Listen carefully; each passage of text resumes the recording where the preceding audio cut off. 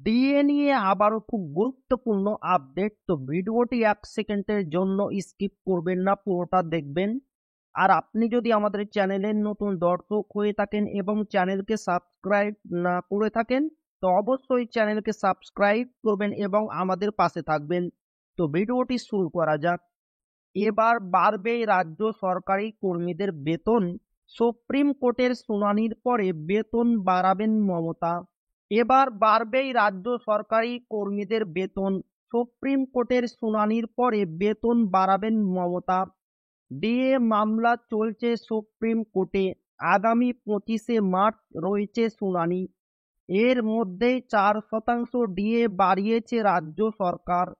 আগে ১৪% ডিএ দিয়েছিল রাজ্য সরকার। পরে আরও ৪% ডিএ ঘোষণা করার পরে বর্তমানে ১৮% ডিএ পাবেন রাজ্য সরকারি কর্মীরা। এরপর সুপ্রিম কোর্টের শুনানি বেশ অনেকটাই রাজ্য সরকারি কর্মীদের পক্ষ নিতে পারে বলে মনে করা যাচ্ছে। যদি তাই হয়, বেশ অনেকটা ডিএ বাড়তে পারে রাজ্য সরকারি কর্মীদের। কেন্দ্রের সঙ্গে মমতা সরকারের ডিএর প্রচুর পার্থক্য রয়েছে।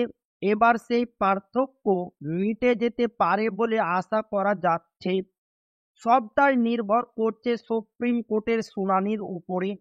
অন্যদিকে সপ্তম বেতন কমিশন গঠনের সময় হয়ে গিয়েছে এই রাজ্যে। সপ্তম বেতন কমিশন বসালে এক ধাক্কায় বেশ অনেকটাই বেতন বেড়ে যেতে পারে সরকারি কর্মীদের।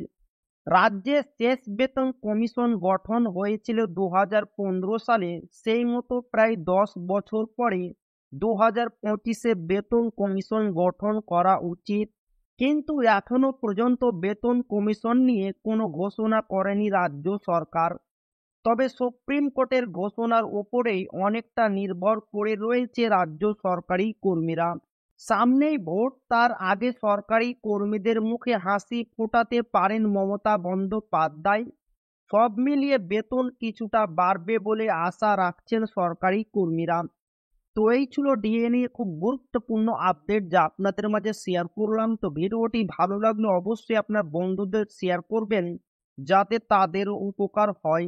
আর আপনি যদি এখনো আমাদের চ্যানেলকে সাবস্ক্রাইব না করে থাকেন, তো অবশ্যই চ্যানেলকে সাবস্ক্রাইব করবেন এবং আমাদের পাশে থাকবেন। তো আবারও দেখা হবে ডিএ রিলেটেড খুব গুরুত্বপূর্ণ ভিডিওতে।